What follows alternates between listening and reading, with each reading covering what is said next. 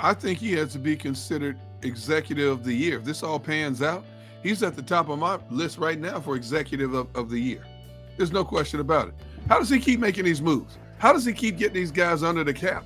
It's unbelievable. Well, he's a what cap he does. master. He's a no wizard. question about it. He learned from one of the best in Joe Banner. Absolutely. There's no question about it. The fact that he's been able to wheel and deal and make all these offseason moves, I don't think there's another GM in the NFL that's had a better offseason than Howie.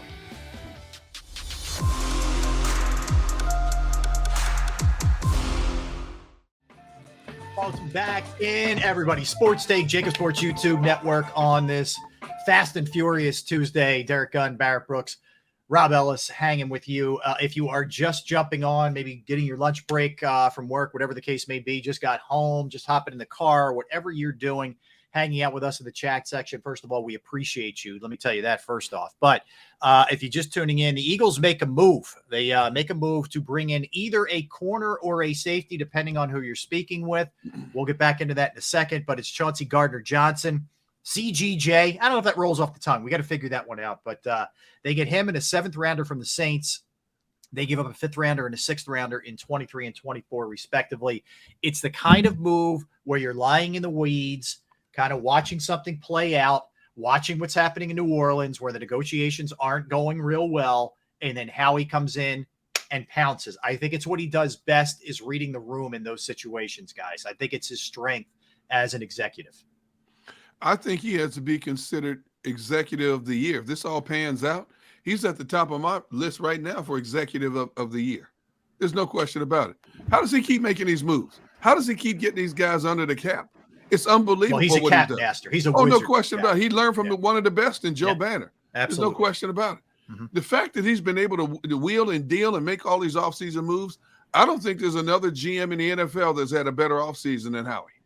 It's not necessarily him being able to make these trades. I think it's more so the quality of player he's been able to get with these trades is amazing. Yes. To bring in A.J. Brown on draft day, just pulling off this this trade they just had right here.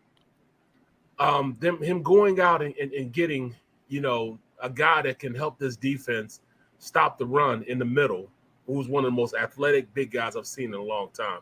He's probably second only to Jordan Mailata. Davis is only second only to Jordan Mailata as far as the most physical and biggest athletes that can move I've ever seen in my life. Him being able to go out and get a guy like Kazir White for nothing, bringing him in and sign him to a 1-year deal and making it happen. Bradbury coming in on a 1-year deal and making it happen. I mean, this is epic.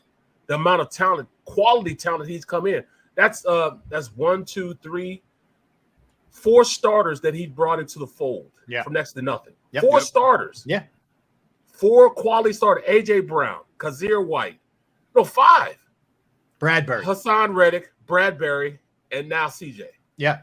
That's 5 quality starters. Yeah, like I said, Barrett, these are not little moves. This is not depth stuff. This is starters, like impact-type players that he's brought in. Rob, you're right. You know what, guys? They're pushing all in, man. This is not – I don't know. I think we'll be all right this year. This is – no, we're trying to compete and win the whole thing. Like they're backing it up with their actions.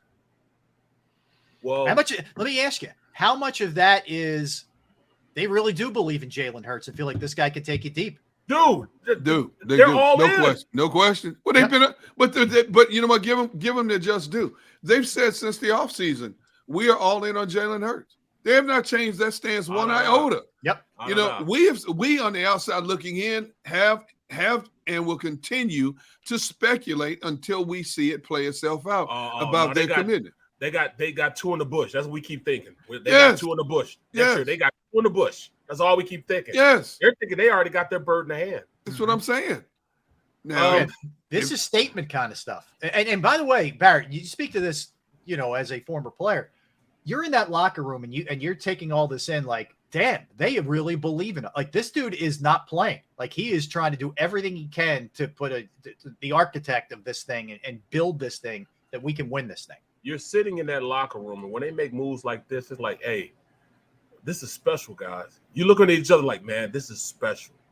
This is some special stuff going on here. Bro, we have the ability to be great. Not good, but great. This is special. We just got to put the work in. You know, so I can remember sitting back, you know, in the year we went 15-1 when I was with the Steelers. We went 15-1. We went out and got Ben Roethlisberger. We had Tommy Maddox was our starter, but we went out and got Ben Roethlisberger. We're like, hey, you know, all these big time quarterbacks. We just got a big time quarterback from Miami of Ohio that we might be special. You know, we got some stuff going on right now. Our defense is good. Our offensive line is good.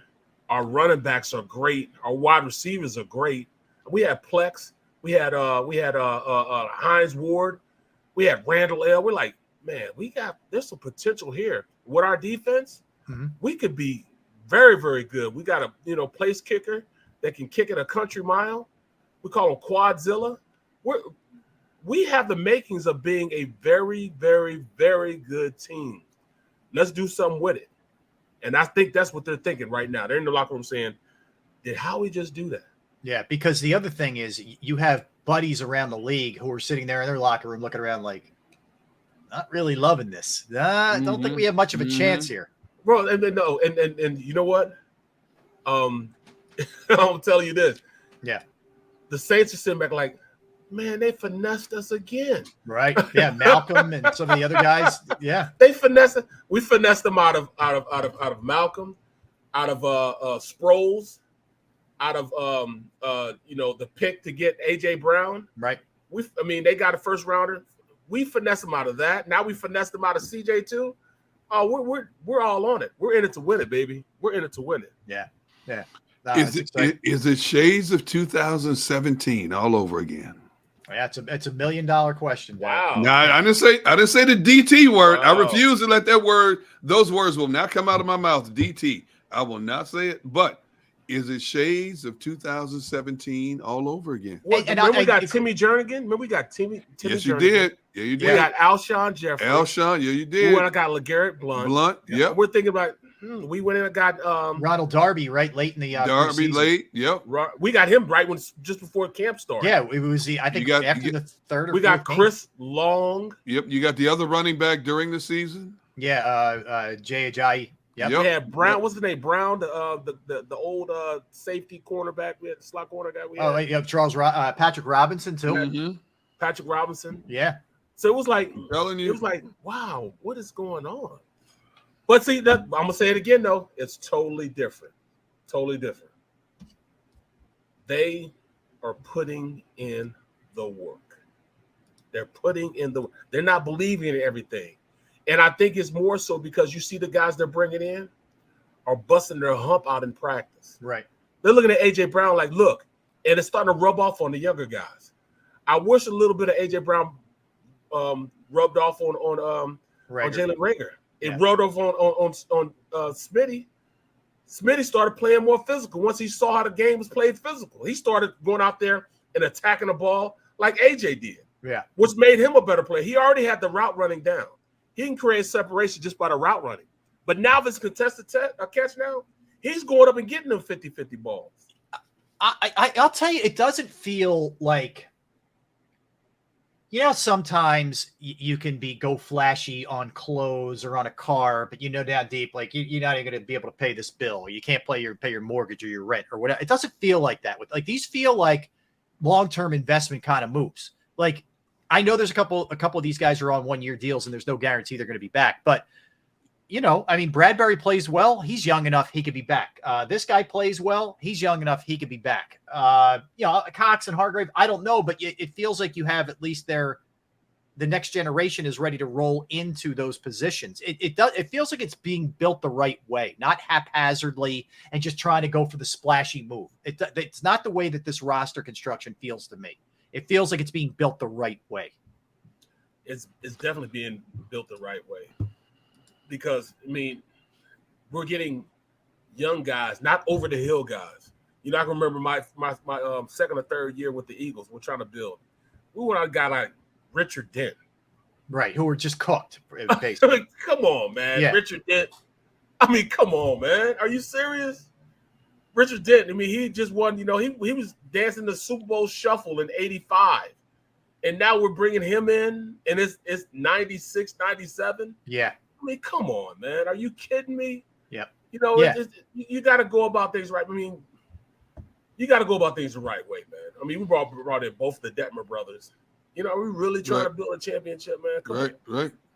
You know, yeah, and look, we've seen it in all. We've also seen the moves in all sports where you get the guy when he's past his prime. Like, think about the moves that the Eagles have made. Do any of them strike you as past their prime kind of players? No. None of them. No. I'm Still trying a to lot of juice in these moves. This guy's 24. He's not even 25 yet that they traded. AJ is 24. AJ's Yes. 24. With a Bradbury's $100 little million bit older, but contract. He's not old, you know.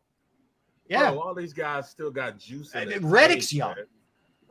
Right. This is second contract. I mean, these guys are all, you know, primed to potentially be here and beyond if you're close to your deal being up. And it's the replacements for the older guys you see coming in and making plays now.